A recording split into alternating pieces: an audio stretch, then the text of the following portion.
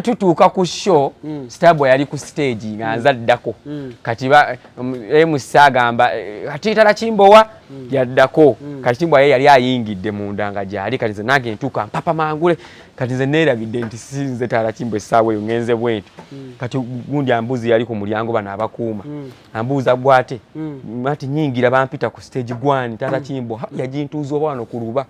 lwamala wiiki nga teruteredde nagweri mu bikasasi byo kati agaye ne gaŋŋamba eno gye bankasuka n'ebyayo byeteeka sombu gwe Tata Kimbowa banna bw'oba oyagala kuyingira weegayirire sebe tuli eno nyingize bwoyi nengana ne banna nti emmere y'omuntu omu ate bwe butwa bw'omulala. Omuzungu ye n'agamba atya nti one person of one's person is another person's mission. Oyagala okutikira ebintu ebiri original kuva mu America ng'amasimu okuli iPhone n'essimu endala, computer, laptops, ebyuma by'eddwaliro, ebisigo by'abakyala, perfume n'ebirala bingi. Weekwate Nairo Cargo Carrier e Boston okutikira ebintu bye byonna. Teweetaaga kutambula kubinona, beesige babikuleetere w'oli. Nairo Cargo Carrier ekuguliza ebintu ebiri original ku mikutu gyonna mu America nga Amazon, eBay, Apple, Walmart, Best Buy n'emikutu emirala mingi. Olwo ebintu bino n'ebitikka ng'ekozesa emmeeri oba ennyonyi okutuuka w'oyagala. Nairo Cargo Carrier tusangibwa ku kizimbe Masengere Emengo okulira na BBS Telefina. Okumanya ebisingawo tukubire ku simu 0700 389 155 oba 0700 389 147 oba ku website www.nairocargocarrier.com. ebintu byonna osobola okubifuna naye ebiri original nga biva mu America. Nairo Cargo Carrier yebireeta. Kale kumukutu CRUZ exclusive kosinzidde okubanga ate otulabira ALLANCRUZ gemanya nyongero kwanizaako yonna gye otulabira bangi nnyo munkubira amasimu ne muŋŋamba naddala abali e Bulaya ne muŋŋamba show yange mugirabamu akagamba ako weŋŋambira ALLANCRUZ gemanya nti abasinga kabanyumira nnyo anyway mbaagala nnyo mwebalire ddala buli omu kimunyumira mu show kyemansazeewo okuleeta n'olaba kale nyongero banirizaako munaje mutulabira tuli powered by Africa One Tours and Travel. CEO Africa One Tours and Travel omukyala Madam Paula akwagala nnyo mukyala oyo mugagga wange yaŋŋamba naŋŋamba naye Tata Kimbowa afaanana atya mugamba lumunja mukuleeterako ko wano ate oyongere okubanga ate nganesiimye mugambe njagalayo perfume ntwalayo mugagga wange ngoye kati nafuna kanjagalayo ku kawoowo oyagalayo kawoowo bawala tebandabawo nnyo kale nati njagalayo ka perfume. Weeyanjulira omulabi akulaba banaye amannya Kabanda Sulaiman, Tata Kimbowa comedian, TikToker, Facebook, YouTuber. Ebintu bikwasaganya ebintu muna embikwasaganya mpola abantu no tebakimanyi ku stage osobola no perform otero kulanga bakulangalanga awantu oluusi performingira ddala ku shows tugenda n'abayimbi ng'ebiseera ebisinga teragenda bwomu performing otera mweyo costume yo costume mwembeera comedy okwata like ng'ogyeko bino ebya skits ogera nopanga bolaba bamadrati baraini mbeera tatamani wange Kimbowa etu performing kumala essaawa kumpi nga nnamba nga tuli tusinisa abantu manyi ebyaddala obulamu ne butambula ne bakuwayo ke bakasente ke bakuwadde ne mugenda neewala Bambi ekitegeeza ekintu kyo kitambulira ddala bulungi Tata Kimbowa kintu kyala alhamdulillah balogo wadde tebannajja oba ngeri gye bamanyi nje Bambi olumu baba baagala okuloga naye bagenda olaamiriza balaamiriza muzeeyi abantu bakubuuza ebbina lya bbulu lyotera okwogerako bannaye abantu munneesonyiwe n'ebbina lya bbulu simu kibaagaza bbina lya bbulu ebbina lya bbulu nalyogerako kati olinakubira Tata Kimbowa nga vidiyo zo tokyateekamu kigambo ebbina lya bbulu kati saamanyi oba ebbina lya bbulu ennaku zino walongoosa mu content njagala okwebaza tokyawemula luli eri nga ssebuka content ko omuntu olina osooka n'okendeeza eddoboozi nogaa Tata Kimbowa kyanasuulawo wano omwana takiwulira naye nedda lwakuba abantu buli omu alina ekigambo ekiwemula mu matu ge nga ye kyawulira kyovola wano buli omu alina omubi mu maaso ge kalina walani waliwo omuntu gw'ogamba nze omukyala omutini nalwo naganza omukyalo omunene kati waliwo n'oli ekigambo kyawo kati waliwo omuntu awulira ekigambo ebbina lya bbulu nagamba nange tufudde ffenna naye tiwaliwo akubira amasimu myaka 5 nagamba ekigambo ekyo tokyakyogera banenze kinsesa kigambo ebbina lya bbulu sikyakiwulira naye kati nakireka naye tebakibanja okkamala kati so omuzungu kyaba agambira nti one person of one's meat is another person agamba atya kwa kagambo nti emmere yo obutwa emmere yo no mzungu nanga akagamba ko kaine ngeje kansu one person of another person is poisonous poisonous meat is poisonous mission kategeza ki nti emmere yo muntu omu ate bwe butwa bw'omula omuzungu yena agamba atya nti one person of one person is another person's mission. Oli otya? Byendi munna. Obulamu bulungi. Alhamdulillah. Bannanga omuntu wakulaba kaagamba. Ono Siyeye. Yenze. Nolabika mu bantu bonna. Fena abazanya characters nga twefudde. Gwegwe batategeera mu kubo ngoli akusaapu yise. Tebantegeera n'okunkuba nkubibwa. Ani yakuba? Nagenda kokko ku shows ziweze kati 3 bankubirako eri ng'ovudde embale wa kitundu kyoba kiri ekiraba kitoba oba duda kikuba liira oba bayita liira twaliyo ne ba spice waliyo baani kati nenfulumako kebweru mbeeko byengula kati nagenda okukomawo nga ku mulyango wakwatidde batanisosolooza nenzija ne ngamba omukulu banekanyingire nangamba stamp yo nemugaa kwendi ku posta nze Tata Kimbowa yakasuka bayaye beeyeeyo kati agaye ne gangamba eno gye bankasuka n'ebyayo byeteeka sombu gwe Tata Kimbowa banna bwe oyagala kuyingira wegayirire sewe tuli eno nyingi boyi nengana ne banna era namala kuyiya simu nenkubira eri ngate ebidongo biwoga nemba kwenda bagamba munnone era ne waba wannono bajova ye yannona jova ni luzindo obaani waliwo eyannona baga Tata Kimbowa mumuleke titubadde tumusi wanji tubadde tumusi ato wala bamanyi muzeeyi wala bali bankubidde eno ku Masaka Road bayito bakamenga waliwo show y'abasuuna Ben in fact bankuba ekikonde bankuba wana ekikonde omuye yakintuza unalowooza oba buloko bamotoka yentomedi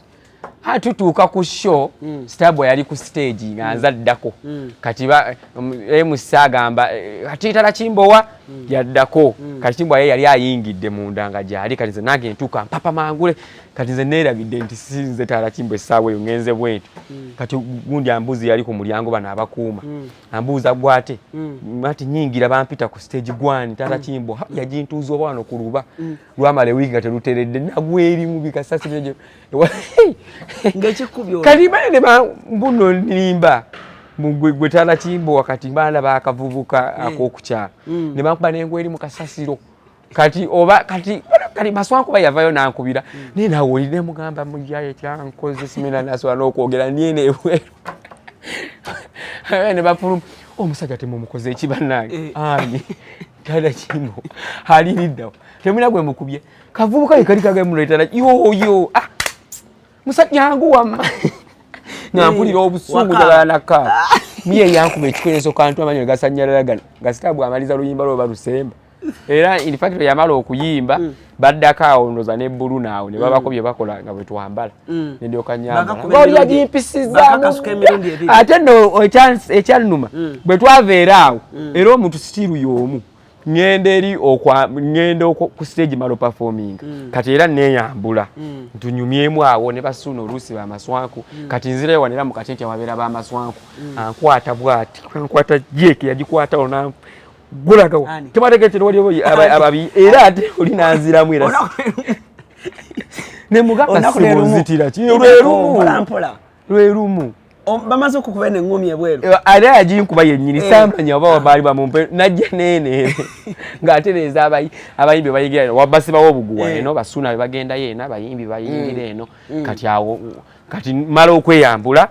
ojja kuya abantu obutakutawaanya nnyo Tata Kimbowa oli otya mpaka kafaananyi biki ebyo neyambula sigala mu mbeera zange ez'okunyumirwa kati nzirayo nnyingira bwenti yambako eno jek nalo kampani kempale neetuuka wano owai kati awo nankwata jeki oyo mwenyine yakubye kati agisitula bwati jeki kati nantunuulira yatuuka eno mu nkwa empale ejjukira mpere kwambala empale ennene nagituuse eno mugamu ozitira ki kati Kimbowa adduka agamba gwe nawe oli mukutta muze kati nantuya nangamba naye nkubuulire tujja kutta walibadde otuyamba nobeera nga mwata yazizo waki tujja kutta nze nja kukuttira bwere Mema kuyita buno buvubuka bwabo. Bali backstage. Bwe yangamba ekigambo ekyo n'ekitegeera wera bwe ntuuka ku show nkubira ngane nkereye. Serega ku mulyango nilo nkubira abali mu ndolusi banone era ebiseera ebisinga suna tero yingira nange oba ono DJ suna ben yes DJ ebiseera ebisinga tero yingira naye oba omuntu yenna nindako wadembera ku poster se bali bankubidde na wali enansana bawayita oba kwani walwawe egundi gye batero tegekeramu ebivulwawo ebeerawo nansana munda ngo yingiddemu awo kati bantimba nono betina fasi kakwendi ku poster sebo ndi munene bwenti kati ntuuka ku mulyango omuyena wabula gwe musajja gwe singa omanyibiza wali badova ku mulijja kukuba nemugamba sebo esheno muli mukulanga nze ntuuse ku gundi nadda kulina nakosolooza abantu nenswaliraawo abantu bani mukaya ali n'abantu tewali akuwolereza nno tyayo gwe tuza okulaba basasula ogenda banda ate bandeka ku mulimu bali mu kuncunya ate bayingira yagamba wabula ekyoba kyekyali kimukyankalanyiza yagamba wabula musajja gwenyamba era yasemba ekigambo kimu wama omulala jangu naye nga posita nnene zino zibatera oteeka ku mulyango we bayingira oti nga nnene kwendi bwenti ne Betina ngaali kwetusho kumpi yali yaffe anamala kubira yali promote yatuleeta awo empuyaga yanfiira ebweru nga buli omu ampitako sibo ne bafani abali bazze okundaba ne bunga bampitako bibayinga bayita kusasalala bebasasule bayingire nze mbonye Alani mbona gyotalabanga naye era buli wabeera ekibi n'ekirungi nze ntambula wenjagadde kikomando ndya neyagala emyaka gyange nti okujogera omanyi lwaki nti okwogera emyaka gyange abasinga tebagikiriza ate n'ekirala nti kinyambako manyi mweno industry mulimu eddogo nali nkiwakana abantu baloga nti nze wenakakasiza balipotinga Facebook yaffe mu Facebook nti tu supporting olutalo lwe Ukraine era twafuna ekipapula ne batugamba mu supporting olutalo lwe Ukraine bafunye complaints eziwera era batubanning omala omwaka mulamba Facebook page yaffe singa eri wala twakamaliriza ekibonerezo kya kusupportinga olutalo lwe Ukraine dogo si dogo nga muntu yagenda n'atwala obudde bwe na reporting era nze ekinyamba oli bwagenda basa wa Baganda alipotingayo muzeeyi waliwo muzeeyi afuuse ekizibu kati baloga muzeeyi kati eddogo likwata ba comedian ate abakulukulu bakuzaalawa bazaala Masaka zendi webuddu Masaka wavaayo ogoba ki kati ate Masaka ovaayo Alani gwe omu ku basooka okumpita gwe omu ku musajja yeevaamu n'ogamba kampita omuntu ono gwe waliwo sho gye twakola nze naawe sho gye twakola abanemba waako paati 1 banaye paati 2 yalimu ebinyuma laba bweyiika waliwo kali akantu kewanyumiza akaba malaya naye njagala abantu oddewo kanyumizeeko nti wakola weegomba ki kakati ate olaba essaawa zino ebintu byakyuka Alani ate kati najja e Kampala ate Alani gwe yandeetereza e Kampala eno olimba nze nsooka okukubira essimu okujja e Kampala wakubira essimu Alani n'oŋŋamba nali Kyazanga bayiza wekuba ensi Kyazanga gye nasomera interview gye twasooka okukola wali Kyazanga nava Kyazanga lwakuba gwe tewamanya gye nvudde nava Kyazanga ne Kimbowa ne tujja era kyovola buli wakeere wamu okujja nga ndaba olinnya mu transport wange anaddayo kuba nali wakusula nali ndi awo olaba olunaku olwo lwali lwakabi Alani kyewakola kola olunaku lwendaba Jovani Luzinda kola olunaku era ojjukira Keizi yayogera ekigambo n'agamba kasajja gojja beera wakabi sinaba beera wakabi kutuuka bantu bakabi naye wendi weewaawo wemasoloosanga abantu 10 abasolosasula bandabi mbeera wakabi Keizi yangambako ekigambo n'agamba kasajja gojja beera samanya lwaki akyogedde naye ate naye wambirivingira kuba olaba wampita nontunuzaamu kamera balina amakamera baali bangi abaali yes naye nga oli blessed ndoza lwaki naffe twabeera blessed tetuli bubi Alani era suubira olaba musajja we gwe wajjako interview siri bubi wanjawulo omukko tetuli bubi tuli banjawulo omukko kati olaba kati wafuna akazigo kali kiriya kosulamu ennaku sula mu lumu 2 kisenge na ddiiro era bwe bajja okumpita n'ekinaabiro bwe bajja okumpita bagamba muzeeyi gyali eyo mu kisenge wangi sinnagoloka Katonda w'amaanyi Katonda wa mukisa ani aganye ani awakana Alani ndi mu kibuga gwe soko nyumize nkukubira esimu yasooka wali kyazanga nali kyazanga wankubira esimu nasimbula ku macha nalinya global sawa meka sobola okubeerawo wano kuba namanyi oyinza okunkubira nga tesiri wano kumpi kati nakeera nnyo nze nakusooka wali ndoza tonala nagoloka nga nze ndi wano mu Kampala ne Kimbowa wange bu ate no nakusu Kimbowa simujjukira ate nga mwatu nzijukira omuntu Kimbowa yaliwo Kimbowa yaliwo awe bali nga ne twambala awo biki ate golede wali omanyi kwa nakubira nga ne yanze nali nkumanyi ma Brighton nali nkumanyi nga nkulaba nali nkumanyi ngonzanyira bulungi oyina gwe wasibula ngojja eri nasibula emikwano nabagamba ngenze walani CRUZ ku bibu ate nali manyi ngenda ku BBS nali mayogena kuntekako ku BBS ngenda kuchaza ku Lwomukaaga ku BBS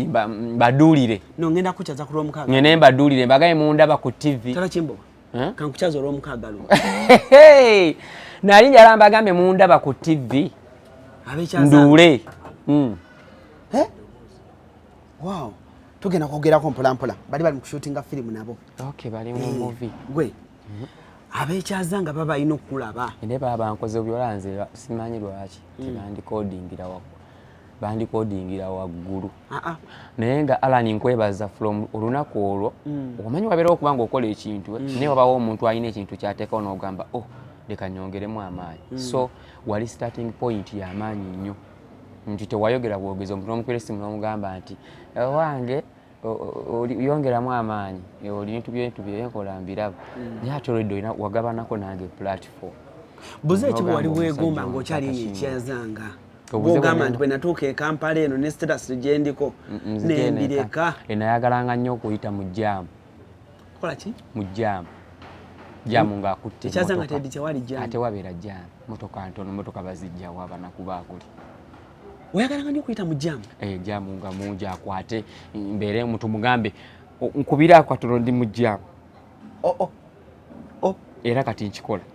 okolosya njagala nnyo essimu ogikwatira nnyo mu jaamu ate funa omukisa tebanziba bambi baba bamanyi nange ennaku yange kolimakupira nindamu katono nkyali mu jaamu naye simanyi ekigambo ekyo bakikozesa ddi ng'oli mu mmotoka oba newobeera ku bigere newobeera ku bigere okikozesa nze nkikozeseza buli wamu okikozeseza niwe mbeera ku bigere ab'emmotoka be bakikozesa bo munange nabo bakikozesa nawe webigere osobola okikozesa kandi osobola okubeera mu tawuni ng'otambulanga abantu bangi nga jamuwa abantu bangi kali nze mbala wali mmotoka era oli bwawakana gendako ku WhatsApp nkubirekokko ne mmulaga jamu ankutte wafuna emmotoka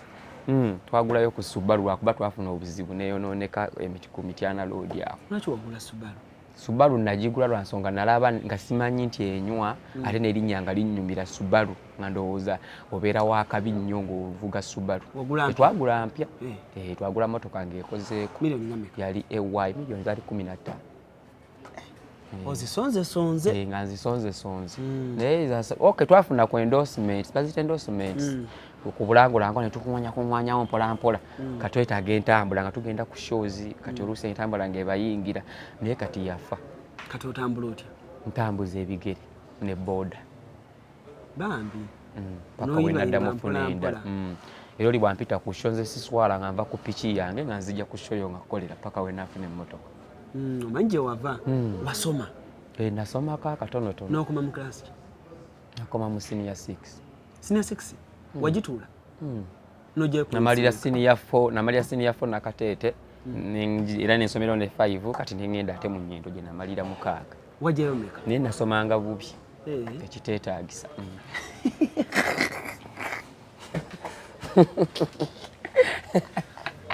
okimanyi amazima gagenda kukozesa Tata Kimbowa nasoma bubi ekitakola ki nasoma bubi ekiteetaagisa naye era naye Katonda era yannyamba kuba tiwali we baali bansabye paasiriipu paasiriipu mukadde yazitereka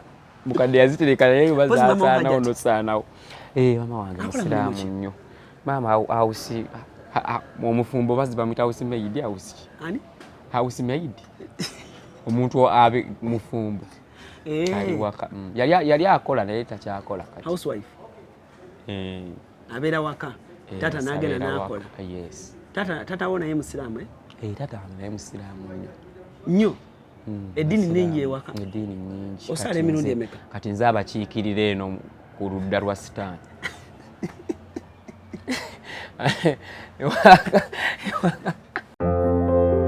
Ku Mukisa Habo Clinic Kisaskulambiro Kasana Zone ye wali omusawo ajjanjaba amaaso agalwadde mu ngeri yonna ng'agajjanjabya enkole ya habo ayitibwa Maama Mukisa. Maama Mukisa akujjanjaba amaaso agalwadde mu ngeri yonna ne bw'obanga wagenda mu malwaliro amazungu ne bigaana ajja kubanga agawonya ng'akozesa eddagala lya habo.